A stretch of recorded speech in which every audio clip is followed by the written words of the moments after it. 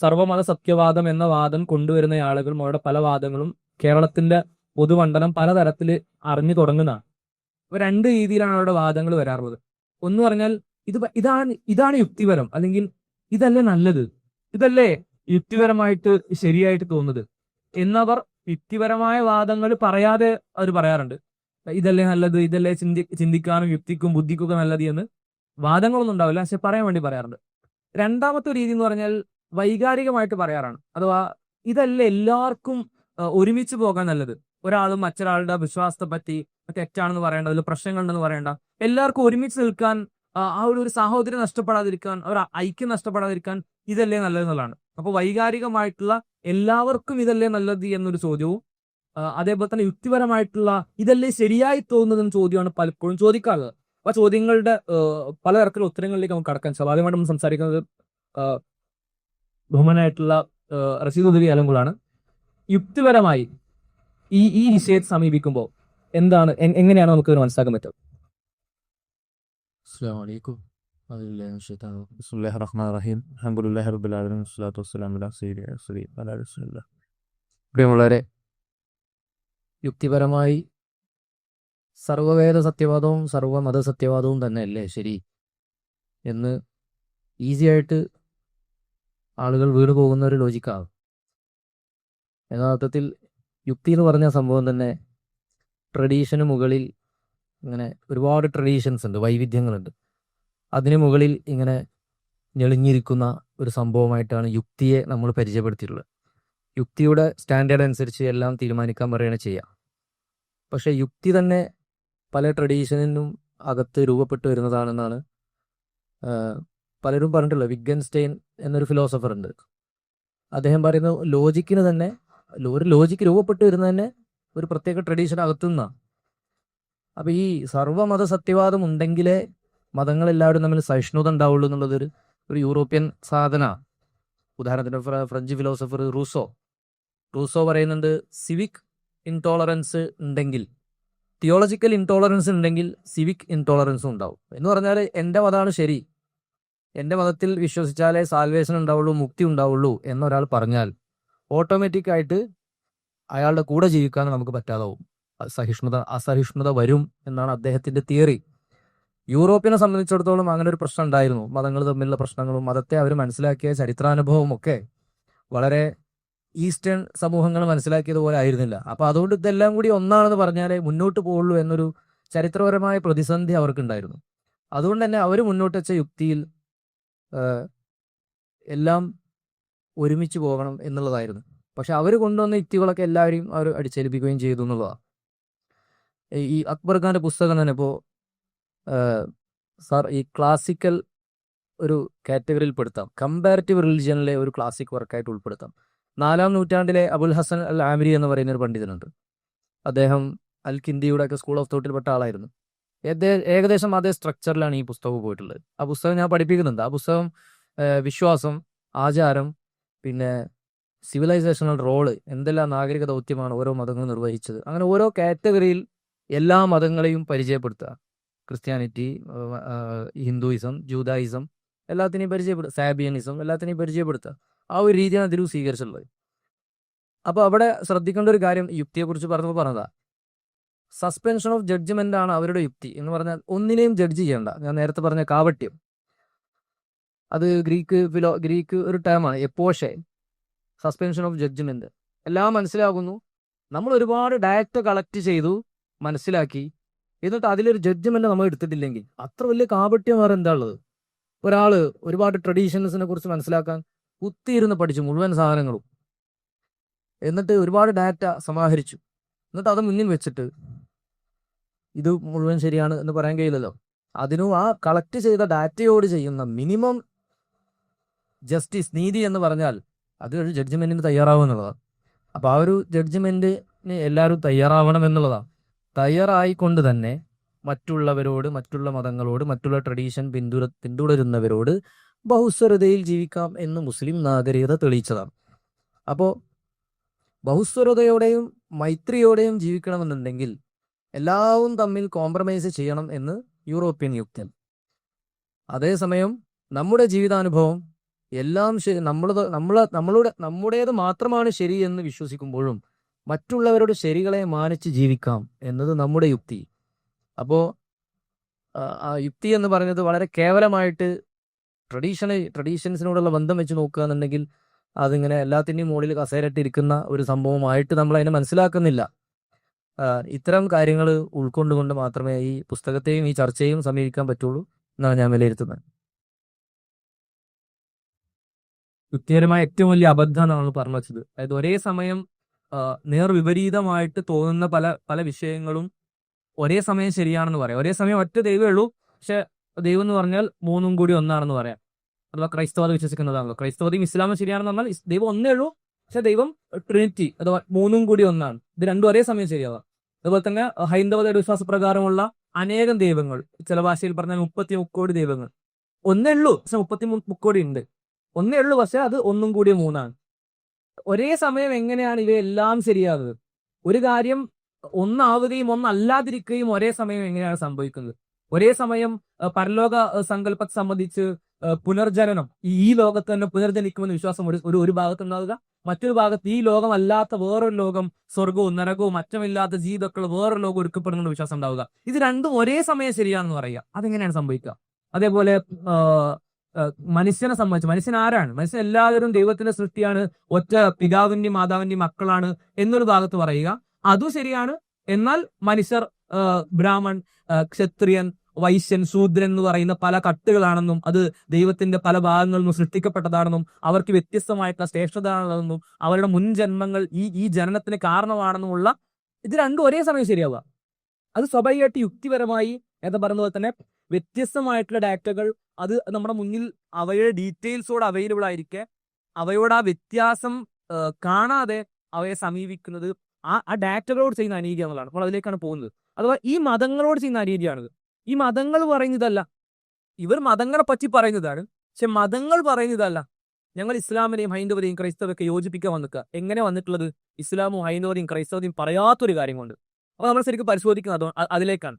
അപ്പോൾ ഈ മതങ്ങൾ ശരിക്കും ഇതാണോ പറയുന്നത്? ആദ്യമായിട്ട് ഇസ്ലാം ശരിക്കും ഇതാണോ പറയുന്നത്? എല്ലാ മതങ്ങളും ഒരേപോലെയാണ്, എല്ലാ മതങ്ങളും ശരിയാണ് എന്നാണ് ഇസ്ലാം പറയുന്നത്? ആദ്യത്തെ സംസാരിക്കും. അസ്സലാമു അലൈക്കും വറഹ്മത്തുള്ളാഹി. യഥാർത്ഥത്തിൽ ഇസ്ലാമിനെ കുറിച്ച് അറിയാത്ത അല്ലെങ്കിൽ ഇസ്ലാമിനെ കുറിച്ച് അറിയാൻ ശ്രമിക്കാത്ത ആളുകളാണ് ഇസ്ലാമിന്റെ പേരിൽ ഇത്തരം വാദങ്ങൾ പ്രചരിപ്പിച്ചുകൊണ്ടിരിക്കുന്നത് എന്ന വസ്തുത ആദ്യമായി നമ്മൾ മനസ്സിലാക്കണം. ഇസ്ലാമിനെ സംബന്ധിച്ചിടത്തോളം ഇസ്ലാം ഒരു ജീവിത സംഹിതയാണ്. നമ്മളൊരു ഏതെങ്കിലും ഒരു സംഘടനയോ അല്ലെങ്കിൽ ഒരു പ്രസ്ഥാനം എന്നുള്ള നിലയ്ക്ക് ഇസ്ലാമിനെ കാണുമ്പോഴാണ് ഇതൊക്കെ ഒരുമിച്ച് പോകാം എന്ന് ചിന്തിക്കാൻ കഴിയുക. ഇസ്ലാം എങ്ങനെയാണ് ജീവിക്കേണ്ടത്? ഇസ്ലാമിന്റെ പദങ്ങളിലേക്ക് നമ്മൾ പോകുമ്പോൾ തന്നെ സമാധാനം, പീസ്, സബ്മിഷൻ, സമർപ്പണം എന്നൊക്കെയാണ് ഇസ്ലാം ആ പദത്തിന്റെ അർത്ഥം തന്നെ വരുന്നത്. അതുകൊണ്ടാണ് ഖുർആൻ പറഞ്ഞ അഫഗൈറ ദീനില്ലാഹി യബ്ഗൂൻ വലഹു അസ്ലമ മൻ ഫിസ് സമാവാതി വൽ അർളി തൗഅൻ വകർഹൻ വഇലൈഹി യുർജഊൻ. അള്ളാഹുവിന്റെ മതമല്ലാത്ത മറ്റു വല്ല മതമാണോ അവർ ആഗ്രഹിക്കുന്നത്?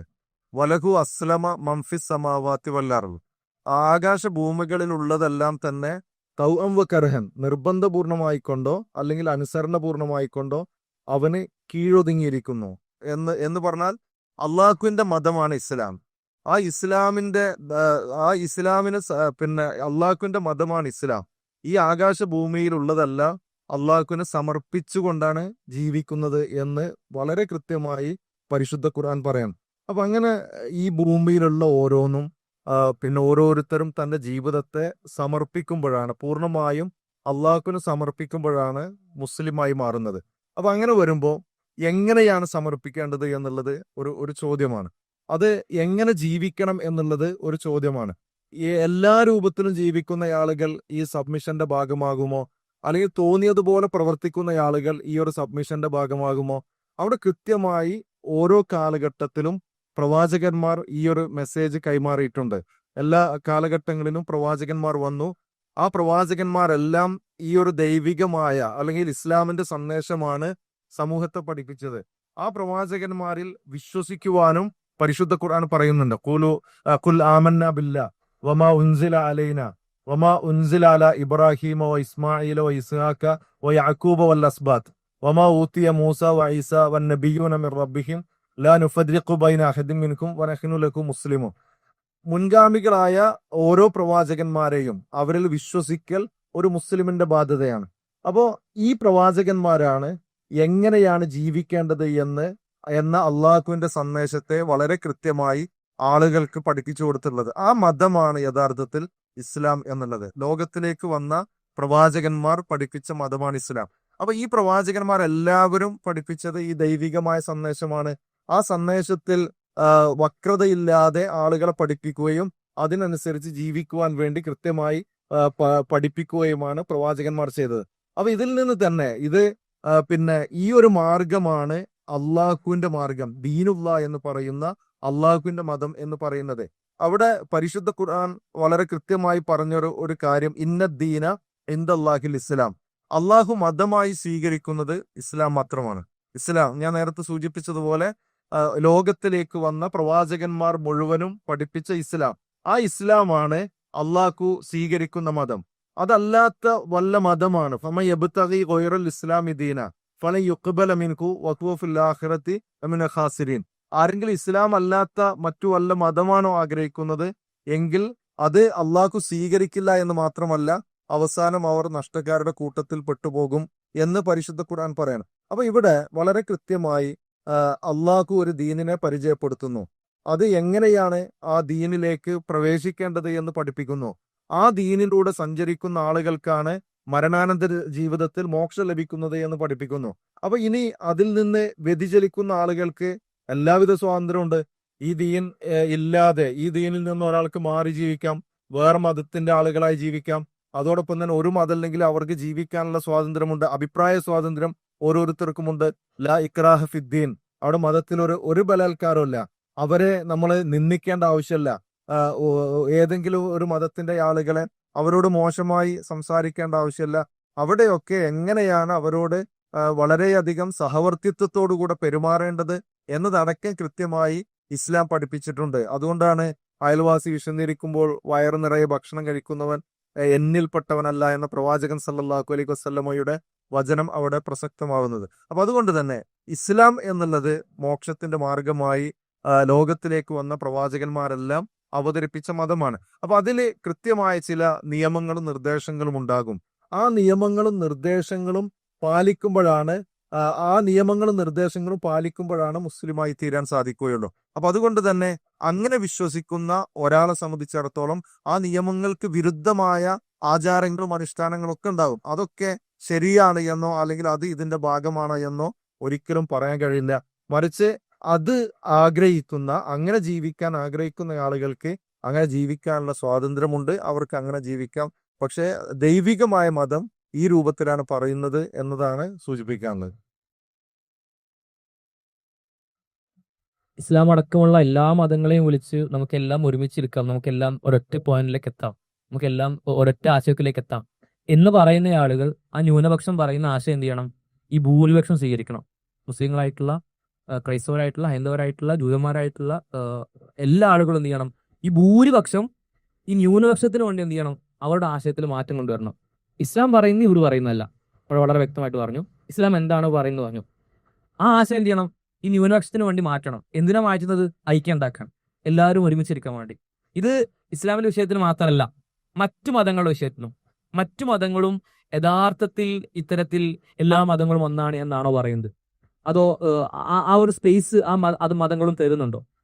അതോ ആ മതങ്ങളെയും ഇവർ ദുർവ്യാഖ്യാനിക്കുകയാണോ എന്നുള്ളതാണ്. അതേപോലെ തന്നെ ആ മതസ്ഥരടങ്ങുന്ന ഈ സമൂഹത്തിനോട് പോയിട്ട് ഇങ്ങനെ ഒരു ആശയം പറയുകയാണെങ്കിൽ എന്തായിരിക്കും അവരിലുണ്ടാകുന്ന മാറ്റം? ആ സമൂഹത്തിൽ ടോട്ടലി ഈ മുഴുവൻ സൊസൈറ്റിയിൽ എന്തായിരിക്കും, അത് എങ്ങനെയായിരിക്കും എഫക്ട് ചെയ്യുക എന്നുള്ളതാണ് നമ്മൾ സംസാരിക്കുന്ന മുന്നായിട്ട് ഡോക്ടർ മുഹമ്മദ് നജീബ്.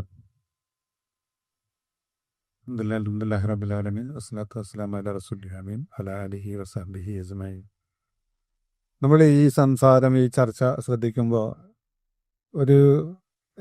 ഒരു ഭാഗത്ത് നിൽക്കുന്നത് മത വൈവിധ്യത്തിലും മത സൗഹാർദ്ദത്തിലൊക്കെ വിശ്വസിക്കുന്നവരും, വേറൊരു ഭാഗത്ത് അതിലൊന്നും വിശ്വസിക്കാത്ത മാനവ വിരുദ്ധരായ കുറെ ആളുകളും.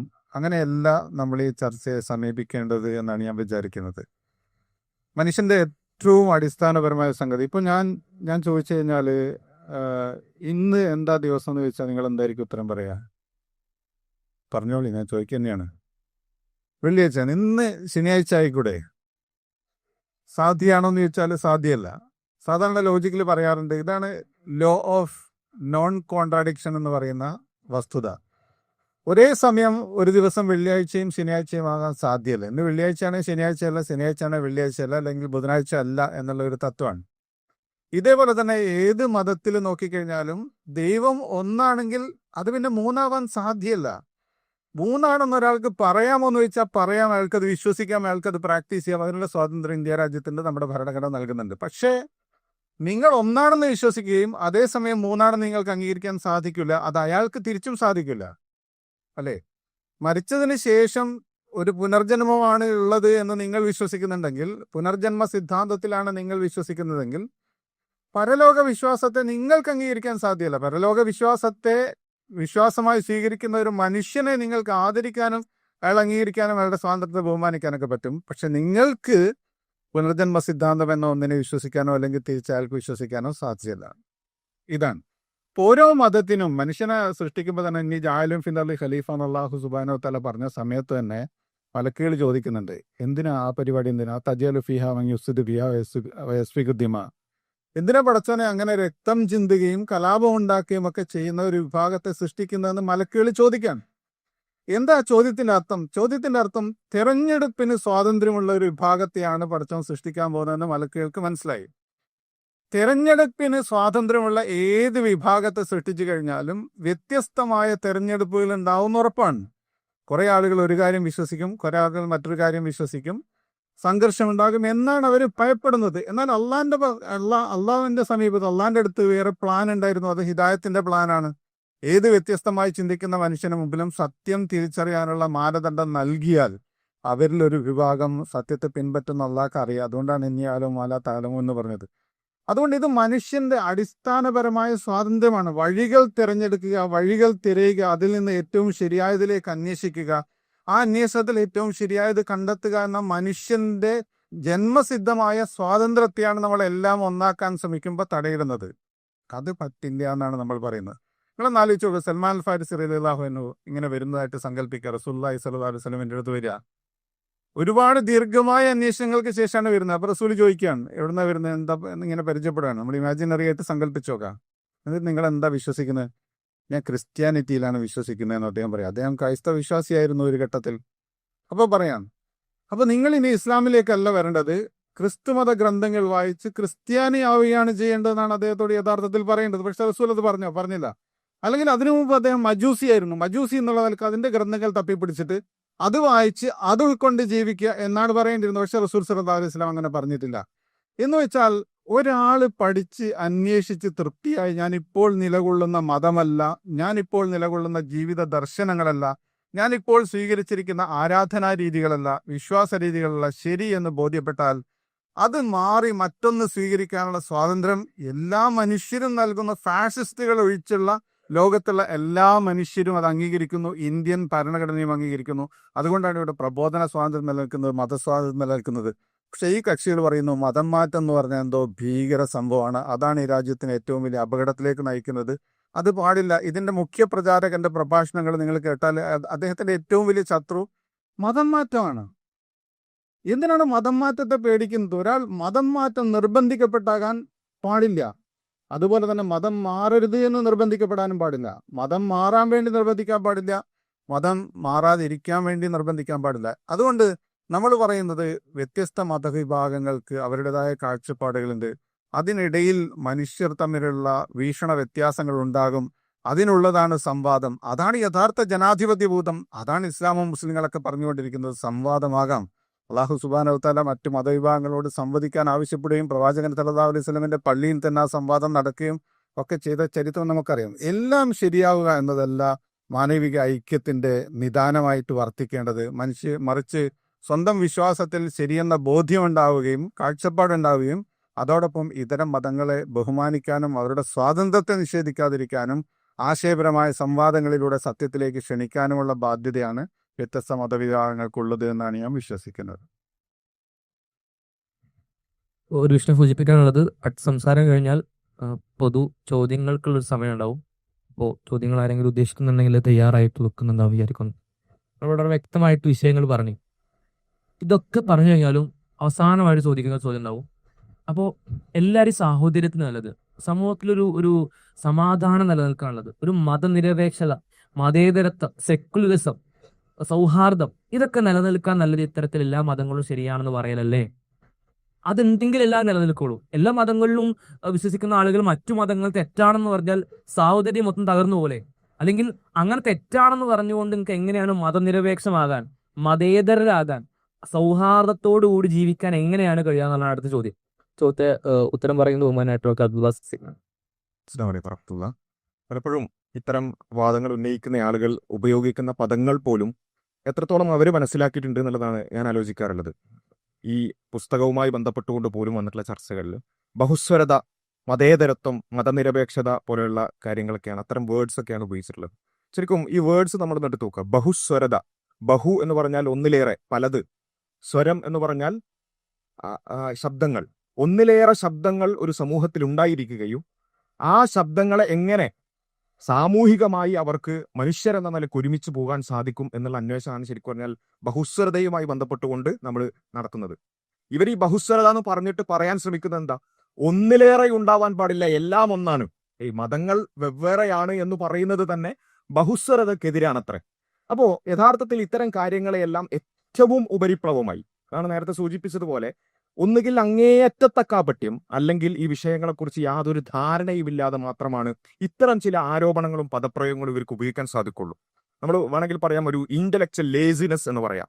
മതങ്ങളെക്കുറിച്ച് പഠിക്കാൻ തയ്യാറല്ലാത്ത, അല്ലെങ്കിൽ ഒന്നിനെക്കുറിച്ചും ഒന്നും അന്വേഷിക്കാൻ ഞാൻ തയ്യാറാവില്ല, ഞാനൊരു ഒരു ബൗദ്ധിക ഒരു തരത്തിലുള്ള ഒരു ലേസിനെസ്, അതിലൂടെ മുന്നോട്ട് പോവുക. എന്നിട്ട് എന്ത് ചെയ്യുക? ഒരു തൊലിപ്പുറത്തുള്ള ഇത്തരം ചില വർത്തമാനങ്ങൾ മാത്രം പറയാം. യഥാർത്ഥത്തിൽ ഇവർ എന്താ ചെയ്യുന്നത്? ഒന്നായാൽ മാത്രമേ, അതായത് നിങ്ങളുടെ ആശയങ്ങൾ ഒന്നാണെങ്കിൽ മാത്രമേ ഇവിടെ നിങ്ങൾക്ക് ഒരുമിച്ച് ജീവിക്കാൻ സാധിക്കുകയുള്ളൂ എന്ന് പറയുമ്പോൾ ബഹുസ്വരതയുമായി ബന്ധപ്പെട്ടുകൊണ്ട് നമ്മൾ മനസ്സിലാക്കുന്ന അടിസ്ഥാനപരമായ മനുഷ്യർ വ്യത്യസ്തമായ സ്വരങ്ങൾ ഉണ്ടായിരിക്കെ തന്നെ അവർക്ക് മാനവികമായി ഒരുമിച്ച് ജീവിക്കാൻ സാധിക്കും എന്ന ആ ചിന്തയെ തന്നെയാണ് യഥാർത്ഥത്തിൽ ഇവർ ചോദ്യം ചെയ്യുന്നത്. പലപ്പോഴും ഈ മതേതരത്വവുമായി ബന്ധപ്പെട്ടുകൊണ്ട് നമ്മൾ ചർച്ച ചെയ്യുമ്പോൾ നേരത്തെ സൂചിപ്പിച്ചതാണ്, രണ്ട് തരത്തിൽ, രണ്ട് സെക്യുലറിസത്തെ കുറിച്ച് നമ്മൾ സംസാരിക്കാറുണ്ട്. വെസ്റ്റേൺ സെക്യുലറിസവും ഇന്ത്യൻ സെക്യുലറിസവും. വെസ്റ്റേൺ സെക്യുലറിസത്തിൽ യഥാർത്ഥത്തിൽ സംഭവിച്ചത് മതങ്ങളെ അവർ ചരിത്രപരമായി മനസ്സിലാക്കിയത് കുറച്ചുകൂടി വ്യത്യസ്തമായതുകൊണ്ട് തന്നെ മതരഹിതമായ ഒരു പൊതു ഇടങ്ങളുടെ സൃഷ്ടിപ്പിന് വേണ്ടിയാണ് യഥാർത്ഥത്തിൽ വെസ്റ്റേൺ സെക്യുലറിസം ശ്രമിച്ചത്. പക്ഷേ ഇപ്പോൾ വെസ്റ്റേൺ സെക്യുലറിസത്തെ നമ്മൾ കുറച്ച് കാലങ്ങൾക്ക് ശേഷം അങ്ങോട്ട് നോക്കി അവലോകനം ചെയ്യുമ്പോൾ നമ്മളവിടെ മനസ്സിലാക്കുന്ന ഒരു കാര്യം, ആ സെക്യുലറിസം ആസ് ഇറ്റ് സെൽഫ് ഒരു നാലാം മതമായി മാറുകയും മറ്റു മതങ്ങളുടെ മേൽ ആധിപത്യം ചെലുത്തുകയും ചെയ്യുന്ന ഒരു അവസ്ഥ നമുക്ക് അവിടെ കാണാൻ സാധിക്കും. ഒരു ഹിജാബ് കണ്ടാൽ മുറിഞ്ഞു പോകുന്ന ഒരു സെക്യുലറിസം, അല്ലെങ്കിൽ ഒരു പൊതു ഇടത്തിൽ മതചിഹ്നങ്ങൾ കണ്ടാൽ വ്രണപ്പെടുന്ന ഒരു മതം ആയി അത് മാറുന്ന ഒരു അവസ്ഥ നമ്മൾ കാണുക. അതേ അവസ്ഥ തന്നെയാണ് ഇവിടെ. എല്ലാം ഒന്നാണെന്ന് പറഞ്ഞാൽ മാത്രമേ നമുക്ക് ഒരുമിച്ച് ജീവിക്കാൻ സാധിക്കുള്ളൂ എന്ന് ആരെങ്കിലും പറയുന്നുണ്ടെങ്കിൽ അവരും മുന്നോട്ട് വെക്കുന്നത്. എന്നാൽ ഇന്ത്യയിൽ നമുക്ക് നമ്മുടെ രാഷ്ട്ര ശില്പികൾ അവർ മുന്നോട്ട് വെച്ചിട്ടുള്ള ഒരു സെക്യുലറിസത്തിന്റെ, ഒരു മതനിരപേക്ഷതയുടെ ഒരു മോഡൽ എന്ന് പറയുന്നത് എല്ലാ മതങ്ങളെയും ഉൾക്കൊള്ളുകയും എന്നാൽ അതേ സമയത്ത് രാഷ്ട്രത്തിന് ഒരു മതം ഇല്ലാതിരിക്കുകയും ചെയ്യുക എന്നുള്ളതാണ്. അവിടെ എല്ലാ മതങ്ങളെയും ഉൾക്കൊള്ളുക എന്ന് പറയുമ്പോൾ തന്നെ വ്യത്യസ്തമായ മതങ്ങൾ ഇവിടെ നിലനിൽക്കുന്നുണ്ട്. അതിന്റെ സ്വത്വത്തെ അംഗീകരിച്ചുകൊണ്ടാണ് ഇത് നമ്മൾ വിഭാവനം ചെയ്തിട്ടുള്ളത് നമ്മൾ മനസ്സിലാക്കണം. അതുകൊണ്ട് ഞാൻ പറഞ്ഞു വന്നത്, ഈ രൂപത്തിൽ വ്യത്യസ്തമായ സ്വരങ്ങൾ ഉണ്ട് എന്നതൊരു യാഥാർത്ഥ്യമാണ്. ഇവിടെയുള്ള ബഹുഭൂരിപക്ഷം ജനങ്ങളും വ്യത്യസ്തമായ രൂപത്തിൽ കാര്യങ്ങളെ കാണുന്ന, അത് ദൈവശാസ്ത്ര തലത്തിലാകട്ടെ, അല്ലെങ്കിൽ ജീവിത വീക്ഷണത്തെക്കുറിച്ചാകട്ടെ, മരണാനന്തര ജീവിതത്തെക്കുറിച്ചാകട്ടെ, എല്ലാത്തിനെക്കുറിച്ചും വ്യത്യസ്തമായ വീക്ഷണങ്ങളാണ് ഇവിടെ ഉള്ളത് എന്നുള്ളത് ഒരു യാഥാർത്ഥ്യമാണ്. അവിടെ നമ്മെ സംബന്ധിച്ചിടത്തോളം ഇത്രയും കാലം നമ്മുടെ സമൂഹം മുന്നോട്ട് പോയിട്ടുള്ളത് ആ വ്യത്യസ്തതകളെല്ലാം ഉള്ളതോടൊപ്പം തന്നെ നിങ്ങൾ വ്യത്യസ്തരാണെങ്കിലും എന്റേതിൽ നിന്നും വ്യത്യസ്തമായ ഒരു ആശയമാണ് നിങ്ങൾക്കുള്ളതെങ്കിലും ഞാൻ മനുഷ്യൻ എന്ന നിലക്ക് നിങ്ങളെ ബഹുമാനിക്കുന്നു. മനുഷ്യൻ എന്ന നിലക്ക് നിങ്ങൾക്ക് എന്റേതിൽ നിന്നും വിരുദ്ധമായ ഒരു ആശയം കൊണ്ടു നടക്കാനുള്ള ഒരു സ്വാതന്ത്ര്യത്തെ ഞാൻ ബഹുമാനിക്കുന്നു എന്ന നിലക്കാണ് നമ്മൾ ഇത്രയും കാലം ജീവിച്ചു പോകുന്നത്. എന്നാൽ അതൊക്കെ മാറ്റിയിട്ട് നമ്മളെല്ലാവരും എല്ലാം പറയുന്നത് ഒന്നാണ് എങ്കിൽ മാത്രമേ ഈ സൗഹാർദ്ദവും അതുപോലെ തന്നെ സാഹോദര്യമൊക്കെ സാധ്യമാവുകയുള്ളൂ എന്ന് പറയുന്നത് ഒരു തരത്തിൽ ബഹുസ്വരതയെ ഇല്ലായ്മ ചെയ്യലാണ് എന്ന് മാത്രമല്ല, അത് ചില തരത്തിൽ നമ്മൾ വെസ്റ്റേൺ ലോകത്തൊക്കെ കണ്ടതുപോലെ ഒരു തരത്തിലുള്ള ഒരു വെപ്പനൈസേഷൻ ആയി മാറും. ഒരു വയലൻസിനുള്ള വെപ്പനൈസേഷൻ ആയി മാറും. ഇപ്പോൾ വെസ്റ്റേൺ ലോകത്ത് നമ്മൾ പലപ്പോഴും കാണുന്നതാണ് ഈ സെക്യുലർ ആയ ഈ നാലാം മതത്തിന് പുറത്തുള്ള ആളുകൾ പലതരത്തിൽ പീഡിപ്പിക്കപ്പെടുന്ന അവസ്ഥ. എന്തിന്റെ പേരിൽ? അവരുടെ മതസ്വത്വം അനുസരിച്ച് ജീവിച്ചതിന്റെ പേരിൽ, അവർ ഹിജാബ് ധരിച്ചതിന്റെ പേരിൽ, അല്ലെങ്കിൽ അവർ ഏതെങ്കിലും രൂപത്തിൽ മതചിഹ്നങ്ങൾ അനുസരിച്ചോ അല്ലെങ്കിൽ മതത്തിന്റെ ഭാഗമായി ജീവിച്ചതിന്റെ പേരിൽ അവർ പീഡിപ്പിക്കപ്പെടുന്ന അവസ്ഥ വെസ്റ്റേൺ ലോകത്ത് നമ്മൾ കാണുകയാണ്. അതേ രൂപത്തിലേക്ക് നമ്മുടെ നാടിനെയും കൊണ്ടുപോകാനുള്ള ഒരു ശ്രമം കൂടിയാണിത് എന്നുള്ളത് നമ്മൾ മനസ്സിലാക്കണം. കാരണം നിങ്ങൾ എല്ലാം ഒന്നാണ്, നിങ്ങൾക്ക് നിങ്ങളുടേതായ ഒരു സ്വത്വമുണ്ട് എന്ന് പറയുന്നത് തന്നെ പ്രശ്നമാണ് എന്ന് പറഞ്ഞുകൊണ്ട് ഏതെങ്കിലും ഒരാൾ എൻ്റെ വിശ്വാസം ഇതാണ്, ഞാൻ മറ്റ് ചില കാര്യങ്ങളെ തെറ്റായി മനസ്സിലാക്കുന്നു എന്ന് പറയുമ്പോൾ തന്നെ അത് വലിയൊരു പാതകമായി എണ്ണപ്പെടുന്ന ഒരു അവസ്ഥയിലേക്ക് കാര്യങ്ങൾ മുന്നോട്ട് പോകാൻ കൂടി ഇത്തരം കാര്യങ്ങൾ, ഒരുപക്ഷെ നേരത്തെ പറഞ്ഞതുപോലെ കേൾക്കുമ്പോൾ തമാശയായ ഒരു തരത്തിലുള്ള ഭൗതികമായ ഒരു വിലയും കൊടുക്കേണ്ടതില്ലാത്ത ആശയങ്ങളാണെങ്കിൽ പോലും പൊതുസമൂഹത്തിലേക്ക് അത് പടർത്തുമ്പോൾ ഇത്തരത്തിലുള്ള ഒരവസ്ഥയിലേക്ക് കാര്യങ്ങൾ കൊണ്ടുപോകും എന്നുള്ളത് നമ്മൾ മനസ്സിലാക്കേണ്ടതുണ്ട്. അവിടെ ഞാൻ ഏകദൈവ വിശ്വാസിയാണ്. ഏകദൈവ വിശ്വാസിയായി എന്നെ സംബന്ധിച്ചിടത്തോളം സൃഷ്ടിച്ച ഉടയതമ്പുരാന്റെ മുമ്പിലല്ലാതെ ഒരാളുടെ മുമ്പിലും ഞാൻ എൻ്റെ ആരാധനകൾ അർപ്പിക്കില്ല എന്നൊരാൾ പറയുമ്പോൾ ഇത്രയും കാലം നമ്മൾ മനസ്സിലാക്കിയ ബഹുസ്വരത എന്തായിരുന്നു? ആയിക്കോട്ടെ, അയാൾ ഏകദൈവ വിശ്വാസിയാണ്, അയാൾ സൃഷ്ടിച്ച സട്ടവനെ മാത്രമേ ആരാധിക്കുള്ളൂ, അയാൾ അഗ്നിയെ ആരാധിക്കൂല, അല്ലെങ്കിൽ അയാൾ ഭൂമിയെ ആരാധിക്കില്ല, അത് അവന്റെ സ്വാതന്ത്ര്യം എന്ന് വ്യത്യസ്തമായ സ്വത്വങ്ങളെ അംഗീകരിച്ചു കൊണ്ടുപോകുന്ന ഒരു രൂപമായിരുന്നു ഇത്രയും കാലം നമ്മുടെ സമൂഹത്തിൽ ഉണ്ടായിരുന്നെങ്കിൽ, ഇനി ഈ പറഞ്ഞ സാമ്പാറുകാർ വന്നിട്ട് എല്ലാം ഒന്നാണ്, അല്ലെങ്കിൽ നിങ്ങൾക്ക് നിങ്ങളുടേതായ സ്വത്വം പറയാൻ പാടില്ല എന്ന ഒരു വാദം കൊണ്ടുവന്നാൽ പൊതുസമൂഹത്തിൽ സംഭവിക്കാൻ പോകുന്നത് ആ സാമ്പാറിന് പുറത്തുള്ള ആളുകൾ എന്ന് വെച്ചാൽ ഇവിടെയുള്ള പലതരത്തിലുള്ള ബഹുമതങ്ങളിൽ വിശ്വസിക്കുന്ന ആളുകളെ സംബന്ധിച്ചിടത്തോളം അവർക്ക് അവരുടെ വിശ്വാസമനുസരിച്ച് ജീവിക്കാനുള്ള പ്രതലം അടക്കം ഇല്ലാതാക്കുകയാണ് ചെയ്യുക. ഒരു ക്രൈസ്തവൻ പറയാണ് യേശുവാണ് എൻ്റെ രക്ഷകൻ എന്ന് പറയുമ്പോൾ അങ്ങനെ പറയാ, യേശുവാണ് രക്ഷകൻ എന്നുള്ള ആ ഒറ്റ കാര്യം, യേശുവിലൂടെ മാത്രമേ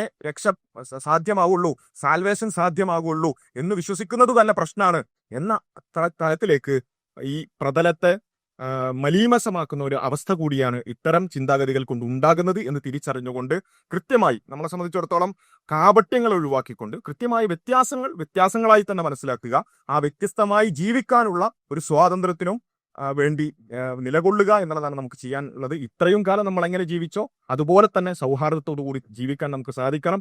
അതിലേക്ക് വിഷം കലക്കാൻ വരുന്ന ഇത്തരം ചിന്താഗതികളെ അതിന്റെ വേരിൽ നിന്ന് തന്നെ തിരിച്ചറിഞ്ഞുകൊണ്ട് നേരിടാൻ കൂടി നമുക്ക് സാധിക്കേണ്ടതുണ്ട് എന്നുള്ളതാണ് സൂചിപ്പിക്കാനുള്ളത്. മതനിരപേക്ഷത, സൗഹാർദ്ദം അത് അതുപോലെ തുടരണമെങ്കിൽ ഓരോരുത്തർക്കും അവരുടെ മതമനുസരിച്ച് ജീവിക്കാനും അതിന് ശരിയാണെന്ന് പറയാനുള്ള സ്വാതന്ത്ര്യ അവസരവും സ്പേസും ഒക്കെ ഈ സമൂഹത്തിൽ ഉണ്ടാവുകയാണ് വേണ്ടതെന്നാണ് അവസാനമായിട്ട് പറഞ്ഞു വെച്ചത്.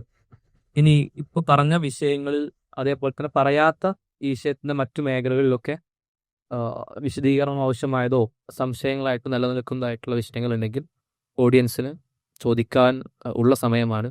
ചോദ്യമുള്ള ആളുകൾ എഴുന്നേറ്റ് നിൽക്കുകയാണെങ്കിൽ വളണ്ടിയേഴ്സ് മൈക്കെത്തിക്കും. നേരത്തെ അമീൻ മുഫ്തി അവർ പറഞ്ഞ അപകർഷത എന്ന് പറയുന്ന ഒരു സംഗതി, പ്രത്യേകിച്ചും ഈ സമീപകാലത്തായി മുസ്ലിം സമുദായത്തിന്റെ ഭാഗമായി നിലനിൽക്കുന്ന ചിലരാണ് ഇത്തരം ചിന്താഗതികൾ മുന്നോട്ട് വെക്കാൻ ശ്രമിച്ചിട്ടുള്ളത് എന്നുള്ളത് ശ്രദ്ധേയമാണ്. അവരുടെ ഭാഗം ശ്രദ്ധിച്ചാൽ അപകർഷത എന്ന് പറയുന്നത് വലിയൊരു ഘടകം തന്നെയാണ്. കാരണം സമീപകാലത്തുണ്ടായിരിക്കുന്ന വലിയ തോതിലുള്ള ഇസ്ലാമോഫോബിക് ഒരു വേവ്, അതേപോലെ തന്നെ ലിബറലിസത്തിന്റെ മറ്റൊരു വേവ്, ഈ രണ്ട് വേവിനെയും റെസിസ്റ്റ് ചെയ്യാൻ യഥാർത്ഥത്തിലുള്ള വിശ്വാസികൾ ബാധ്യസ്ഥരായിരുന്ന അല്ലെങ്കിൽ ഫേസ് ചെയ്യേണ്ട അവസ്ഥ വന്നിരുന്ന ഒരു ഘട്ടത്തിൽ അതിനോട് വിമർശനമുക്തമായ ഇസ്ലാമിനെ എങ്ങനെ ലഭ്യമാക്കാം, ഇത് മൊത്തം ഉപേക്ഷിക്കാനുള്ള ഒരു മാനസികാവസ്ഥയില്ല, ഉപേക്ഷിക്കാനുള്ള ധൈര്യമില്ല. അത്തരമൊരു ഘട്ടത്തിൽ ഇതിനെ വിടാനും വയ്യ, എന്നാൽ വിമർശനമുക്തമാക്കുകയും ചെയ്യണമെന്ന ഒരു മാനസികാവസ്ഥയിൽ നിന്നാണ് ഇത്തരത്തിലുള്ള ഒരു കോംപ്ലയൻ്റ് ആയിട്ടുള്ള ഒരു ഇസ്ലാമിനെ കെട്ടിപ്പടുക്കാൻ അവർ ശ്രമിച്ചിട്ടുള്ളതെന്നാണ് നമുക്ക് മനസ്സിലാക്കാൻ കഴിയുന്നത്. കാരണം പ്രത്യേകിച്ചും ഈ ചിന്താഗതി മുന്നോട്ട് വെച്ചിട്ടുള്ള ആളുകൾ ഇത് മാത്രമല്ല, ഇപ്പോൾ മുസ്ലിം പെൺകുട്ടികൾ തലമറക്കുന്നു, അവരുടെ ഐഡന്റിറ്റിയുടെ വലിയൊരു ഭാഗമായിട്ട് അവർ കൊണ്ടു നടക്കുന്ന, ചേർത്ത് പിടിക്കുന്ന, ഒരുപക്ഷെ അതിനുവേണ്ടി ഒരുപാട് ഫൈറ്റ് ചെയ്യുന്ന, ജനാധിപത്യ അവകാശത്തിന് വേണ്ടി ഫൈറ്റ് ചെയ്യുന്ന ഒരു ഘടകമാണ് ഹെഡ് സ്കാർഫ് എന്ന് പറയുന്നത്. ആ ഹെഡ് സ്കാർഫ് വേണ്ടതില്ല, മതത്തിൽ അവർ യാതൊരു നിർബന്ധവും ഇല്ല എന്ന് തെളിയിക്കാനുള്ള വ്യഗ്രത എന്തുകൊണ്ടുണ്ടാവുന്നു വെച്ചാൽ അതിന്റെ റീസൺ ഇതാണ്. ഹെഡ് സ്കാർഫ് എന്ന് പറയുന്നത്, മുഖമക്കന എന്ന് പറയുന്നത്, അല്ലെങ്കിൽ തലമറക്ക എന്ന് പറയുന്നത് ഒരു ബാധ്യതയാണ്, അതിനെ റിമൂവ് ചെയ്യുക. ഇതേപോലെ ബലി എന്ന് പറയുന്നത് ആളുകൾ വിമർശിക്കുകയും ചോദ്യം ചെയ്യുകയൊക്കെ ചെയ്യുന്ന, ചില സമയത്ത് ചോദ്യം ചെയ്യുന്ന ഒന്നാണ്. അതിന് ഇസ്ലാമിൻ്റെതായ വിശദീകരണമുണ്ട്. അത് നൽകുന്നതിന് പകരം ബലി ഇസ്ലാമിൽ ഇല്ല എന്ന് തെളിയിക്കാൻ ശ്രമിക്കുക. ഇങ്ങനെ ഇസ്ലാമിന്റെ ഓരോ ഭാഗങ്ങളായി എന്തൊക്കെയാണോ വിമർശന വിധേയമാകുന്നത്, ഇപ്പൊ സ്ത്രീയുടെ സാമ്പത്തിക സ്വത്ത് വിഭജനവുമായി ബന്ധപ്പെട്ട വിമർശനം വരുമ്പോൾ അതങ്ങനെയല്ല ഇങ്ങനെയാണെന്ന് പറയാം. ഇങ്ങനെ ഒരു മോഡിഫൈഡ് ഇസ്ലാമിക വേർഷൻ ഉണ്ടാക്കുക എന്നുള്ളതാണ് അവർ ചെയ്തുകൊണ്ടിരിക്കുന്നത്. ഇപ്പൊ തന്നെ സ്വർഗം, ഈ സമീപകാലത്ത് നിങ്ങൾ കേട്ടിട്ടുണ്ടാകും, ഗാന്ധിജി ഇല്ലാത്ത സ്വർഗം എനിക്ക് വേണ്ട.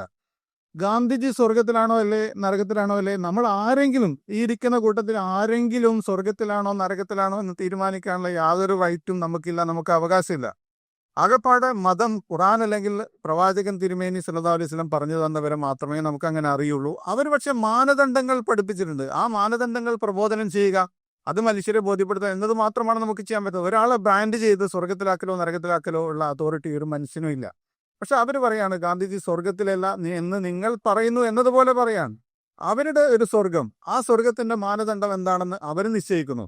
അത് ലിബറൽ ലോകത്തിന് അനുകൂലമായിട്ട് എന്തൊക്കെയാണോ ചെയ്യേണ്ടത് അത് ചെയ്യുന്നു. അതല്ല, സ്വർഗം ആരാണോ സൃഷ്ടിച്ചത് അവൻ തന്നെയാണ് മാനദണ്ഡവും പറയേണ്ടത്. ആ മാനദണ്ഡം നമ്മൾ പറയുന്നു എന്ന് മാത്രമേ ഉള്ളൂ. ആ മാനദണ്ഡം വെച്ച് ഒരാളെയും ബ്രാൻഡ് ചെയ്യാനുള്ള അധികാരമില്ല. അപ്പൊ ഞാൻ പറഞ്ഞു വരുന്നത്, ഇത്തരത്തിൽ വിമർശനങ്ങൾ വരുമ്പോൾ, ലിബറലിസത്തിന്റെ ആശയങ്ങൾ കടന്നു വരുമ്പോൾ അതിനെ പ്രതിരോധിച്ച് യഥാർത്ഥ ഇസ്ലാമിനെ റെപ്രസെന്റ് ചെയ്യുന്നതിന് പകരം ചെരുപ്പിനൊത്ത് കാലുമുറിക്കുന്ന ഒരു പ്രവണതയാണ് നമ്മൾ ഇന്ന് കണ്ടുകൊണ്ടിരിക്കുന്നതെന്നാണ് അവരുടെ പക്ഷത്ത് നിന്ന്. കൂടെ സൂചിപ്പിക്കാനുള്ള ഒരു കാര്യം, ഇന്ന് ഈ പുസ്തകം ഇന്ന് പ്രകാശന ദിവസം ആയതുകൊണ്ട് പകുതി വിലക്ക് ലഭ്യമായിരിക്കും. പിൻവശത്ത് അല്ലെങ്കിൽ ഹാളിന്റെ പുറത്ത് അത് ലഭ്യമാണ്. അപ്പോൾ ഉപകരിക്കുന്ന ആളുകളെല്ലാം, മറ്റുള്ള ആളുകൾക്കാണെങ്കിൽ സ്വന്തം ആവശ്യത്തിനാണെങ്കിലൊക്കെ ഇന്നത്തെ ദിവസം വാങ്ങുകയാണെങ്കിൽ അത് പകുതി വിലക്ക് ലഭിക്കുന്നവരെ ഓർമ്മിപ്പിക്കാം. ചോദ്യങ്ങൾ വല്ലതും ഉണ്ടെങ്കിൽ എന്നിട്ട് നിൽക്കാം, അല്ലെങ്കിൽ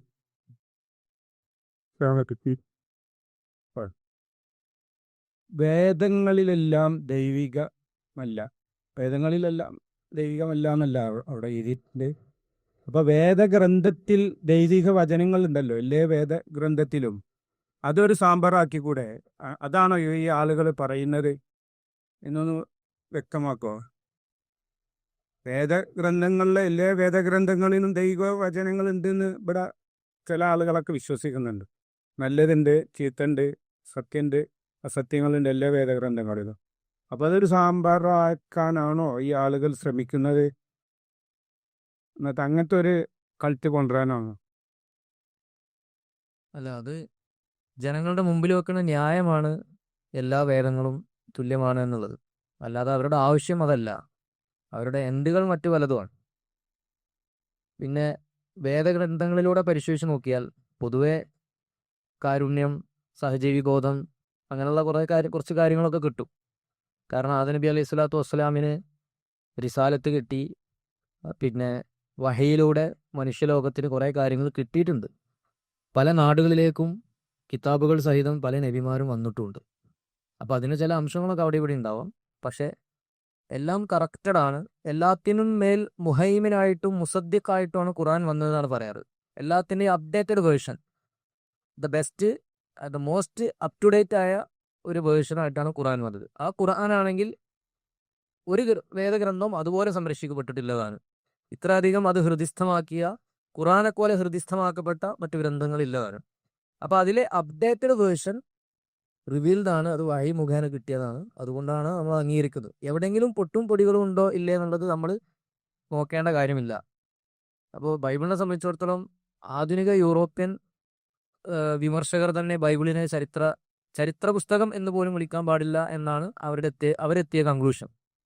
അപ്പോൾ അത് വേറെ കുറച്ച് വിശദമായി ചർച്ച ചെയ്യേണ്ട വിഷയമാണ്.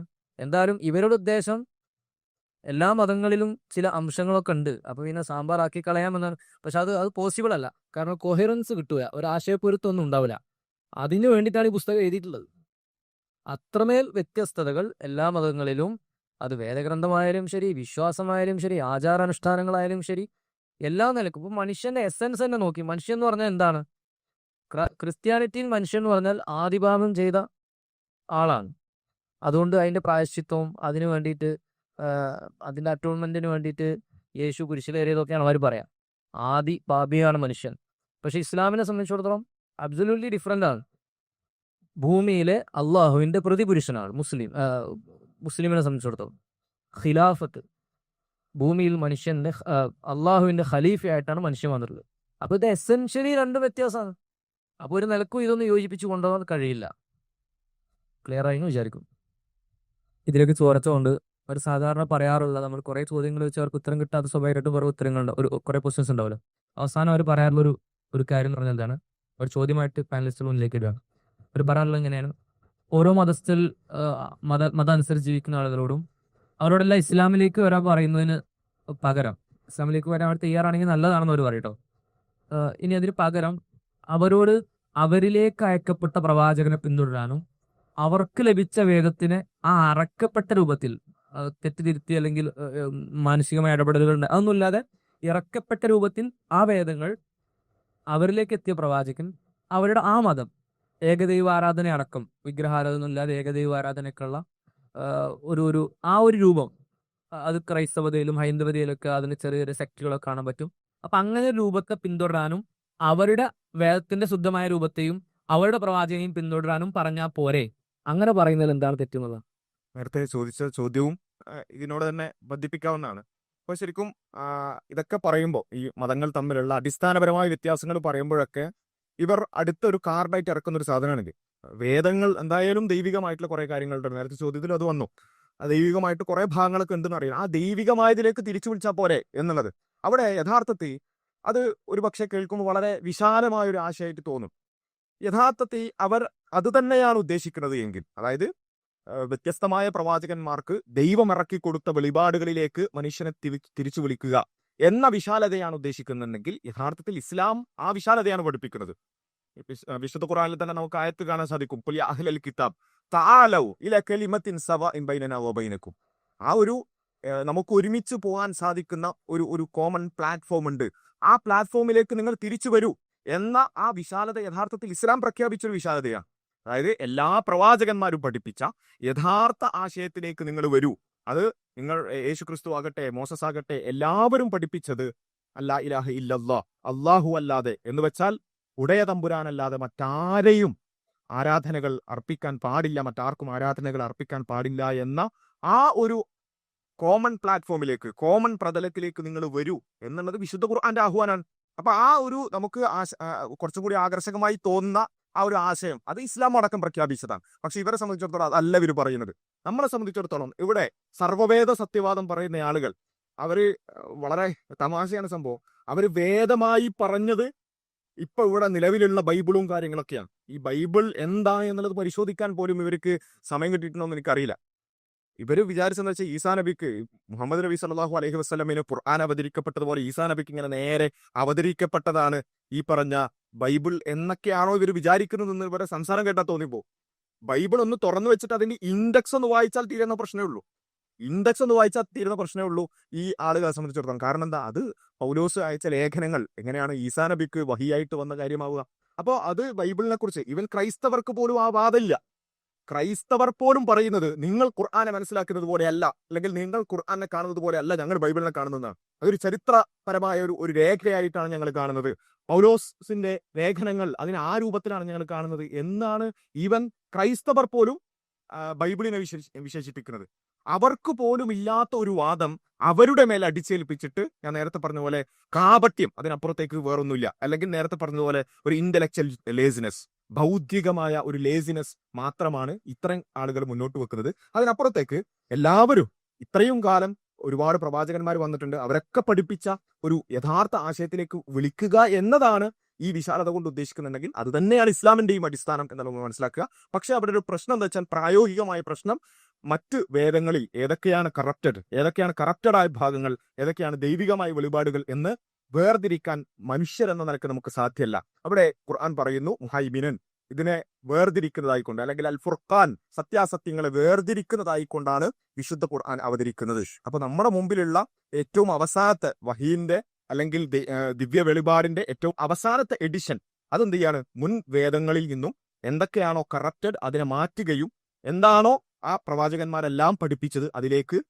ഊന്നുകയും ചെയ്യുന്ന യഥാർത്ഥ വേദം ഉണ്ട്. അത് തന്നെയാണ് യഥാർത്ഥത്തിൽ മുൻ വേദങ്ങളിലേക്ക് തിരിച്ചു വിളിക്കുക എന്ന് പറയുമ്പോൾ അതുകൊണ്ട് അർത്ഥമാക്കുന്നത് എന്നുള്ളതാണ്. അതിനപ്പുറത്തേക്കുള്ളതെല്ലാം നേരത്തെ പറഞ്ഞതുപോലെ ഒന്നുകിൽ അവിടെ അടിസ്ഥാനപരമായി തന്നെയുള്ള കോൺട്രഡിക്ഷൻ അവിടെ വരും, അല്ലെങ്കിൽ നമ്മൾ ലേസി ആയിട്ട് ഇതിനെ മുന്നോട്ട് കൊണ്ടുപോവുക എന്നുള്ളത് മാത്രമാണ് അവിടെ സംഭവിക്കുക.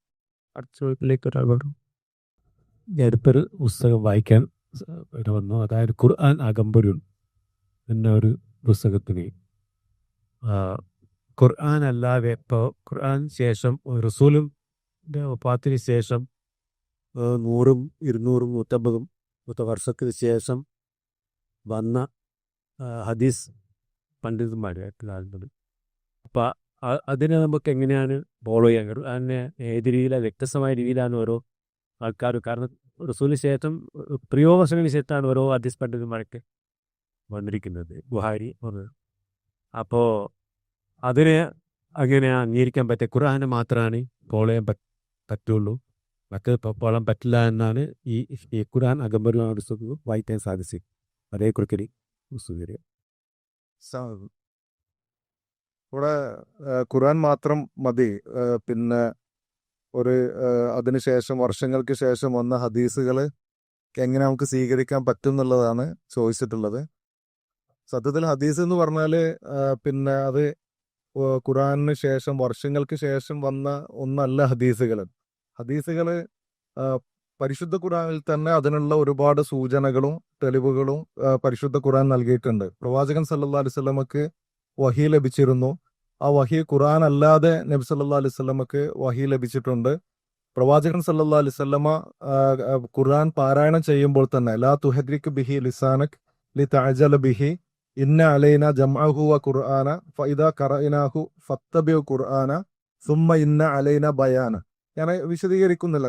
ഖുർആൻ പാരായണം ചെയ്താൽ ആ പാരായണത്തെ താങ്കൾ ഫോളോ ചെയ്യണം. സുമ്മ ഇന്ന അലൈന ബയാന, പിന്നീട് അതിന്റെ വിശദീകരണവും നമ്മുടെ പക്കൽ നിന്ന് തന്നെയാണ് എന്ന് പരിശുദ്ധ ഖുർആൻ പറയാണ്. അപ്പൊ ഈ ഖുർആന് വിശദീകരണമുണ്ട്. ആ വിശദീകരണം അള്ളാഹു നൽകിയ വിശദീകരണമാണ്. പ്രവാചകൻ സല്ലല്ലാഹു അലൈഹി വസല്ലമ ആ വിശദീകരണം ആളുകൾക്ക് കൊടുക്കുന്നു. അവിടെ വിശദീകരിച്ചു കൊടുക്കുമ്പോൾ, ഖുർആനിക വചനങ്ങളെ വിശദീകരിക്കുമ്പോൾ അതിൽ സ്വന്തമായിട്ടല്ല, മറിച്ച് എന്താണോ പിന്നെ നബി സല്ലല്ലാഹു അലൈഹി വസല്ലമക്ക് ലഭിച്ച ഇൻ ഹുവ ഇല്ല വഹീയൂഹ, വഹീന്റെ അടിസ്ഥാനത്തിൽ മാത്രമാണ് നബി സല്ലല്ലാഹു അലൈഹി വസല്ലമ സംസാരിച്ചിട്ടുള്ളത്. അപ്പൊ ഈ വിശദീകരണങ്ങൾ, അല്ലെങ്കിൽ നമ്മളിന്ന് ഹദീസുകൾ എന്ന് പറയുന്നത് നബി സല്ലല്ലാഹു അലൈഹി വസല്ലമ പറയുന്നു, അത് സ്വഹാബികൾ രേഖപ്പെടുത്തുന്നു, അത് കൃത്യമായി അടുത്ത തലമുറയിലേക്ക് കൈമാറുന്നു. അങ്ങനെ ഒരു കണക്ഷൻ അതിനുണ്ട്. അതാണ് സനദ് എന്ന് പറയുന്നത്. അപ്പൊ നമ്മൾ ഇപ്പോൾ ഒരു ഹദീസ് കിട്ടിയാലും ആ ഹദീസ് കറക്റ്റ് ആണോ അല്ലേ എന്നുള്ളത് നോക്കാനുള്ള ശാസ്ത്രീയമായ മാനദണ്ഡങ്ങളുണ്ട്. അത് ആരിൽ നിന്നാണ് കേട്ടത്, പിന്നെ അത് നബി സല്ലല്ലാഹു അലൈഹി വസല്ലമ വരെ എത്തുന്നത് വരെ നമുക്ക് ആ ഒരു പരമ്പര മനസ്സിലാക്കാൻ കഴിയും. അപ്പൊ അതിൽ ആ പരമ്പരയിൽ ഹദീസ് നിദാന ശാസ്ത്രത്തിൽ അതിന് ചില മാനദണ്ഡങ്ങൾ വെച്ചിട്ടുണ്ട്. ആ പരമ്പരയിൽ കളവ് പറയുന്ന ആളുകൾ ഉണ്ടാവാൻ പാടില്ല, പിന്നെ അതേപോലെ തന്നെ വഞ്ചന കാണിക്കുന്ന ആളുകൾ ഉണ്ടാവാൻ പാടില്ല. അതിന്റെ തകരാറുകളൊക്കെ സൂചിപ്പിച്ചിട്ടുണ്ട്. അപ്പൊ അത്രയും കൃത്യമായ കറക്റ്റായ കുറ്റമറ്റ ആളുകൾ കൈകാര്യം ചെയ്ത് നബി സല്ലല്ലാഹു അലൈഹി വസല്ലമയിലേക്ക് എത്തിയതാണ് ശരിക്ക് ഹദീസ് എന്നുള്ളത്. അപ്പൊ അതില് പിന്നെ അതിലൊരു സാങ്കേതിക പ്രശ്നമോ അല്ലെങ്കിൽ വേറുള്ള പ്രശ്നങ്ങളോ ഇല്ല. പരിശുദ്ധ ഖുർആൻ തന്നെ, ഖുർആന് വിശദീകരണമുണ്ട് എന്ന് പറയുന്നു. ആ വിശദീകരണം നബി സല്ലല്ലാഹു അലൈഹി വസല്ലമ നൽകുന്നു. അത് പ്രവാചകൻ സല്ലല്ലാഹു അലൈഹി വസല്ലമ നൽകുമ്പോൾ അവിടെ പിന്നെ അതിലൊന്നും കൂട്ടിച്ചേർക്കാതെ ആണ് ആ വിശദീകരണം കൊടുക്കുന്നത്. പല സംഭവങ്ങളും, ഇപ്പൊ നമസ്കാരം എങ്ങനെ നമസ്കരിക്കണം, അവിടെ സുജൂദ് റുക്കൂ എങ്ങനെയായിരിക്കണം, ഇതൊക്കെ നമുക്ക് എവിടുന്നാണ് മനസ്സിലാക്കാൻ സാധിച്ചിട്ടുള്ളത്? ഖുർആൻ അപ്പോ പിന്നെ അസ്സാരിഖു അസ്സാരിഖത്തു ഫഖ്ദഉ ഐദിയകുമ, ഒരാൾ മോഷ്ടിച്ചാൽ ഇസ്ലാമിക രാഷ്ട്ര സംവിധാനത്തിൽ ആണാണെങ്കിലും പെണ്ണാണെങ്കിലും അവരുടെ കൈ മുറിക്കണം. അപ്പോൾ അത് എവിടെയാണ് മുറിക്കേണ്ടത്, എത്ര മോഷ്ടിച്ചാലാണ് മുറിക്കേണ്ടത്? അപ്പൊ ഇങ്ങനെയുള്ള ഒരുപാട് കാര്യങ്ങളുണ്ട്. ഖുർആൻ പൊതുവായി പറയും, പക്ഷെ അതിന് കൃത്യമായി പരിധി വെച്ചുകൊണ്ട് സംസാരിച്ചതൊക്കെ ഹദീസുകളാണ്. അപ്പോ ആ ഹദീസുകൾ നബി സല്ലല്ലാഹു അലൈഹി വസല്ലമ പറയുന്നു, അത് മറ്റുള്ള ആളുകൾ രേഖപ്പെടുത്തുന്നു, അടുത്ത തലമുറക്ക് കൈമാറുന്നു. ഇപ്പൊ നമ്മൾ പരിശോധിച്ച് നോക്കുമ്പോൾ അതിൽ ആ കണ്ണിയിൽ എവിടെയെങ്കിലും പ്രശ്നങ്ങൾ ഉണ്ടെങ്കിൽ അതടക്കം മനസ്സിലാക്കാനുള്ള സംവിധാനങ്ങളുണ്ട്. അതുകൊണ്ട് തന്നെ അതിൽ യാതൊരുവിധ പ്രയാസവും ഉണ്ടാകുന്നില്ല എന്നാണ് സൂചിപ്പിക്കാനുള്ളത്. ലോകത്ത് എല്ലാ മതങ്ങളും എല്ലാ സിവിലൈസേഷനുകളും എടുത്തു നോക്കിയാൽ ഇസ്ലാമിലുള്ളതുപോലെ അറിവ് കൈമാറ്റം ചെയ്യാൻ ഒരു വ്യക്തിയുടെ കംപ്ലീറ്റ് ബയോഗ്രഫി രേഖപ്പെടുത്തി വെക്കുന്ന ഇസ്നാദ് എന്ന പേരിലുള്ളൊരു സംവിധാനം മനുഷ്യ ചരിത്രത്തിൽ ഉണ്ടായിട്ടില്ല എന്നുള്ളതാണ്. സഹീഹ് മുസ്ലിമിൻ്റെ ഷറഹ് കമൻട്രി എഴുതിയപ്പോൾ, വിശദീകരണം എഴുതിയപ്പോൾ ഇമാം നവവി അതിൻ്റെ തുടക്കത്തിൽ പറയുന്നുണ്ട്, അള്ളാഹിനെ അങ്ങനെ സ്തുതിച്ചത് അൽഹംദുലില്ലാഹില്ലദി കഥാ സ്തുതിച്ചിട്ട് ലാസ്റ്റ് പറയുന്നത് മുഖസ്സിസു ഹാദിഹിൽ ഉമ്മ ബിഇൽമിൽ ഇസ്നാദ്, ഇൽമുൽ ഇസ്നാദ് കൊണ്ട് ഈ ഉമ്മത്തിനെ പ്രത്യേകമാക്കിയ അള്ളാഹു എന്ന് പറയുന്നുണ്ട്. അപ്പോൾ ഓറിയന്റലിസ്റ്റുകളൊക്കെ ഒരുപാട് സ്തംഭിച്ചു പോയ ഒരു കാര്യമാണ്. അലോയിസ് പ്രഞ്ചർ എന്ന് പറഞ്ഞിട്ട് ഇന്ത്യയിലൊക്കെ ജോലി ചെയ്യുന്ന പേർഷ്യൻ ഒക്കെ അറിയുന്നൊരു ഓറിയന്റലിസ്റ്റ് ഉണ്ടായിരുന്നു. അദ്ദേഹം അതിനെക്കുറിച്ച് പറയുന്നുണ്ട്. മുസ്ലിങ്ങളുടെ ഒരു മഹത്വം എന്ന് പറഞ്ഞാൽ ഒരാളൊരു പ്രദേശത്ത് ജീവിച്ചു പോയാൽ എവ്രി 10 years വിശദീകരിക്കുന്നുണ്ട്, ഓരോ 10 വർഷവും എന്തെങ്കിലും ഒരു നാഴികക്കല്ല് അവർ രേഖപ്പെടുത്തി വെക്കും ഒരു വ്യക്തിയെക്കുറിച്ച്. എവിടെ പോകുന്നു, എവിടെ നിന്ന് പഠിക്കുന്നു, അയാൾക്ക് ഓർമ്മ നഷ്ടപ്പെട്ടത് എപ്പോഴാണ്, അയാൾ വാർദ്ധക്യം വന്നത് എപ്പോഴാണ്. അങ്ങനെ ഇത് മുഴുവൻ കളക്ട് ചെയ്താൽ ഒരു 5 ലക്ഷം മനുഷ്യരുടെ ചരിത്രം കൃത്യമായിട്ട് മുസ്ലിങ്ങളെ കയ്യിലുണ്ട് എന്നുള്ളത് വേറൊരു മതക്കാർക്കും അത് അവകാശപ്പെടാൻ കഴിയില്ല. അതിന് കാരണം എന്താ വെച്ചാൽ 1000 വർഷം മുമ്പത്തെ ആളുകളുടെ ചരിത്രവും മുസ്ലിങ്ങളുടെ കയ്യിലുണ്ട്. അതിന് കാരണം ആരിലൂടെ ഹദീസ് വന്നു, അറിവ് കൈമാറ്റം ചെയ്യപ്പെട്ടു എന്ന് മനസ്സിലാക്കാനുള്ള കൊണ്ടുപിടിച്ച ശ്രമത്തിന്റെ ഭാഗമായിട്ട് രേഖപ്പെടുത്തി വെച്ചതാ. ട്രാൻസ് കോണ്ടിനെന്റൽ ഇസ്നാദ് എന്നൊക്കെ പറയാറുണ്ട് ഹദീസിന്റെ അക്കാഡമിക് സ്റ്റഡിയിൽ. ഏഷ്യ, യൂറോപ്പ്, ആഫ്രിക്ക ഈ സ്ഥലങ്ങളിലൂടെയൊക്കെ ഒരു ആലിമ സഞ്ചരിക്കുകയാണ് ഹദീസ് തേടിയിട്ട്. ഇത്ര കൃത്യമായി രേഖപ്പെടുത്തി വെക്കുന്ന സമ്പ്രദായം ഒരു സിവിലൈസേഷനും പ്രൊഡ്യൂസ് ചെയ്തിട്ടില്ല എന്നുള്ളതാണ്. അങ്ങനെയാണ് ഹദീസിനെ കുറിച്ച് അക്കാഡമിക് ആയിട്ട് തന്നെ പറയപ്പെടുന്നത്. പിന്നെ അദ്ദേഹം പറഞ്ഞ കാര്യങ്ങളൊക്കെ അതിനകത്തുണ്ട്. സമയമില്ലാത്തതുകൊണ്ട് കൂടുതൽ വിശദീകരിക്കുന്നത്. അതില് ഈ ആളുകൾ പറയുന്ന ആളുകളെ പറ്റിക്കുന്ന ഒരു പരിപാടിയാണ്. ഹദീസ് ഒരു 100-200 കൊല്ലം കഴിഞ്ഞിട്ടാണ് ഇത് രേഖപ്പെടുത്തി വെച്ചത്. ഇനി അങ്ങനെ പറയുമ്പോൾ ഫോലിക്കപ്പെടുന്ന ആളുകൾക്ക് മറുപടി പറയാനായിട്ട് 2 കാര്യങ്ങൾ ഞാൻ പറയാം. വിരചിതമായി ഇന്ന് നമ്മുടെ കൈവശമുള്ള ഏറ്റവും പൗരാണികമായ ഗ്രന്ഥങ്ങളിൽപ്പെട്ടതാണ് ഒന്ന് ഇമാം മാലിക്കിന്റെ അൽ മുവത്ത. ഇമാം മാലിക്കിന്റെ ഉസ്താദാണ് നാഫി. നേരെ ഉസ്താദ് നാഫിന്റെ ഉസ്താദാണ് പ്രവാചക ശിഷ്യനായ അബ്ദുല്ലാഹിബ്നു ഉമർ. എന്നുവെച്ചാൽ ഇമാം മാലിക് പറയുന്നത് എന്നോട് എൻ്റെ ഉസ്താദ് പറഞ്ഞു. അപ്പം നമുക്ക് ഉസ്താദുമാരുണ്ടാവുമല്ലോ, ആ ഉസ്താദിൻ്റെ ഉസ്താദ് ആ നാഫി ഇബ്നു ഉമർ പ്രവാചക ശിഷ്യൻ. അപ്പം ഇമാം മാലിക്കിൻ്റെയും നബൂവിൻ്റെയും ഇടയിൽ 2 ആളേ ഉള്ളൂ. ആ ഹദീസ് ഗ്രന്ഥം നമ്മളെ കയ്യിലുണ്ട്. ഇമാം മാലിക്കിന്റെ ശിഷ്യനാണ് ഇമാം ഷാഫി, ഇമാം ഷാഫിയുടെ ശിഷ്യനാണ് ഇമാം അഹ്മദ്. 10-30,000 ഹദീസുകളോളമുള്ള ഏറ്റവും വലിയ ഹദീസിന്റെ ഗ്രന്ഥം. ഇവർ 200 വർഷങ്ങൾക്ക് എന്നൊരു പറയുമ്പോൾ നമുക്ക് തോന്നി ശരിയാണല്ലോ. അതിൻ്റെ ഇടയിൽ ആകെ ഈ 2 പേരൊക്കെ ഉള്ളൂ. അതങ്ങനെ അത്രയും ഭദ്രമായി സൂചിക്കപ്പെട്ടിട്ടുണ്ട്. ഇവിടെ പറഞ്ഞതുപോലെ ആ നിവേദന ശ്രേണിയെ സംബന്ധിച്ചുള്ള പഠനം വേറെ ഇത്. ഹദീസ് ഒരു രേഖയായിട്ട് പരിഗണിക്കാൻ പറ്റില്ലെങ്കിൽ ചരിത്രം ഒന്നും രേഖയായിട്ട് പരിഗണിക്കാൻ പറ്റില്ല എന്നുള്ളതാണ്. അഥവാ അതിന്റെ മാനദണ്ഡം പരിശോധിച്ചു കഴിഞ്ഞാൽ മറ്റേത് ചരിത്രങ്ങൾ എഴുതപ്പെട്ടതിനേക്കാൾ മാനദണ്ഡങ്ങൾ സ്വീകരിച്ചുകൊണ്ടാണ് ഹദീസുകൾ ക്രോഡീകരിക്കപ്പെട്ടിട്ടുള്ളത്. ഈവൻ ദുഅഫുള്ള ഹദീസ് എന്ന് പറഞ്ഞ് നമ്മൾ മാറ്റിവെക്കുന്ന ഹദീസുകൾ പോലും മറ്റു പല ആധികാരിക ചരിത്ര സ്രോതസ്സുകളേക്കാൾ ചരിത്രാന്വേഷണത്തിന്റെ മേഖലയിൽ അതിനേക്കാൾ ആധികാരികമായിരിക്കും ദുഅഫുള്ള ഹദീസുകൾ പോലും. കാരണം ഇസ്ലാമിന്റെ ഈ ഹദീസ് സ്വീകരിക്കുന്ന ഹദീസ് നിദാന ശാസ്ത്രം എന്ന് പറയുന്നത് വേറൊരു ചരിത്ര സംവിധാനവും സ്വീകരിക്കാത്തത്ര സൂക്ഷ്മമായിട്ടുള്ള മാനദണ്ഡങ്ങൾ സ്വീകരിക്കുന്ന, നേരത്തെ പറഞ്ഞ ഒരു മനുഷ്യൻ അതിന്റെ ചെങ്ങലയുള്ള ഒരു മനുഷ്യന് ആ സമയത്ത് ഒരു ഓർമ്മക്കുറവുണ്ടാവാനുള്ള ഒരു സാധ്യതയുണ്ടെങ്കിൽ പോലും അത് മാറ്റിവെക്കുന്ന, അയാൾ എവിടെയെങ്കിലും കളവ് പറഞ്ഞതായിട്ടൊരു തെളിവുണ്ടെങ്കിൽ അത് മാറ്റിവെക്കുന്ന വേറെ ഏത് ചരിത്ര രേഖയിലാണ് നമുക്കത് കാണാൻ കഴിയുക. ഈ മനുഷ്യൻ ഇന്ന സമയത്ത് കളവ് പറഞ്ഞായിട്ട് ഇന്ന ആൾ പറഞ്ഞിട്ടുണ്ട്, അതുകൊണ്ട് അയാൾ പറഞ്ഞത് സ്വീകരിക്കാൻ പറ്റില്ല. അപ്പൊ അത്രയും ആധികാരികമായിട്ട് നോക്കുന്ന മറ്റൊരു ചരിത്ര രേഖയില്ല എന്നുള്ളതാണ്. അത് ഹദീസ് സ്വീകരിക്കാൻ പറ്റില്ല എന്ന് പറഞ്ഞാൽ ചരിത്രത്തോട് മൊത്തത്തിൽ കണ്ണടക്കുക എന്നുള്ളതാണ്. വേറൊരു ചരിത്ര രേഖയും അവിടെ സ്വീകരിക്കാൻ കഴിയില്ല എന്നുള്ളതാണ്. ഹദീസ് നമ്മൾ തള്ളിക്കളഞ്ഞാൽ പിന്നെ എങ്ങനെ നിസ്കരിക്കാന്ന് പോലും അറിയാൻ കഴിയില്ല. റസൂലുള്ളാഹി അലൈഹി വസല്ലം തങ്ങളെ പറ സൊല്ലു കമാ റഅയ്തുമുനി ഉസല്ലി, നിസ്കരിച്ച് കാണിച്ചു കൊടുക്കുകയാണ് ചെയ്തു. ഖുർആനിൽ അത് എവിടെ ഇല്ലല്ലോ നിസ്കരിക്കുന്ന രൂപവും കാര്യങ്ങളൊന്നും. അസ്സലാമു അലൈക്കും വറഹ്മത്തുള്ളാഹി. മുഹമ്മദ് എന്നൊരാൾ ജീവിച്ചിരുന്നിട്ടുണ്ട് എന്നത് ചരിത്രമാണ്. എങ്കിൽ അവിടുന്ന് ഈ 6236 ആയത്തല്ലാതെ വേറൊന്നും സംസാരിച്ചിട്ടില്ല എന്ന് ഏതെങ്കിലും ഒരു ബുദ്ധിയുള്ള ആൾ വിചാരിക്കുമോ? ഇല്ല. എങ്കിൽ ആ സംസാരക്കൻ്റെ പേരാണ് ഹദീസ്. അതുകൊണ്ട് ചരിത്രപരമായ അനിവാര്യതയാണ് ഹദീസ് ഉൾക്കൊള്ളുക എന്നത്. അസ്സലാമു അലൈക്കും വറഹ്മത്തുള്ളാഹി. ഇവിടെ ഈ ചർച്ച അവസാനത്തേക്കാണ്. വളരെ വ്യക്തമായിട്ട് ഇസ്ലാമിന്റെ പല തലങ്ങളെയും പറ്റി നമ്മൾ സൂചിപ്പിച്ചു, മറ്റു മതങ്ങളെ പറ്റി പറഞ്ഞു. സാമൂഹികമായിട്ട് ഇത്തരത്തിൽ ഒരു സർവ്വമത സത്യവേദം പറയുകയാണ് ഇതിന്റെ സോഷ്യൽ കൊണോട്ടേഷൻസ് എങ്ങനെയായിരിക്കും, സാമൂഹികമായിട്ട് അതിന്റെ ഇമ്പാക്ട്സ് എങ്ങനെയായിരിക്കും എന്ന് പറഞ്ഞു. അഥവാ ഏത് മേഖലയിൽ നോക്കുകയാണെങ്കിലും ഒരു മതം ശരിയാണെന്ന് യുക്തിപരമായിട്ട് തോന്നുന്നത്, അത് ഏത് മതം ആയിക്കോട്ടെ, ആ തോന്നുന്ന ഒരാൾക്കും സ്വീകരിക്കാൻ കഴിയാത്ത, അത് യുക്തികരമായാലും അത് വൈകാരികമായാലും സാമൂഹികമായാലും അയാൾക്ക് ഒരു തരത്തിലും ഉപകാരപ്പെടാത്തൊരാശയമാണ് അവിടെ സാഹോദര്യത്തിനപ്പുറം മറ്റു മതസ്ഥരോടും മതമനുസരിച്ച് ജീവിക്കുന്ന ആളുകളോടൊക്കെ ഒരു വെറുപ്പും വിദ്വേഷവും, ഇവരെന്തൊക്കെയോ തെറ്റ് ചെയ്യുന്നു, നമ്മളെ സംബന്ധിച്ച് ആശയപരമായിട്ട് തെറ്റാണ് മറ്റു മതസ്ഥർ ചെയ്യുന്നത് അറിഞ്ഞാൽ പോലും ആ മനുഷ്യനെ മനുഷ്യനായിട്ട് കാണാനും അവരോടൊരു ആദരവ് ചെയ്യാനും അവ സാമൂഹികമായിട്ടൊരു തിന്മയൊന്നും ചെയ്യുന്നില്ല എന്ന് മനസ്സിലാക്കാനുള്ള ഒരു വിശാലമായ സ്പേസ് നമുക്കിടയിലുണ്ട്.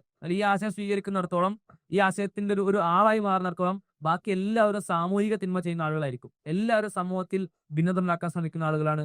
അവർ അവരുടെ മതം അനുസരിച്ച് ജീവിക്കുക, അവരുടെ മതം ശരിയാണെന്ന് പറയുക എന്ന ഒറ്റ കാര്യം കൊണ്ട് അവർ പ്രശ്നം ഉണ്ടാക്കാൻ ശ്രമിക്കുന്ന ആളുകളാണെന്ന് അർത്ഥം വരുന്നതാണ്.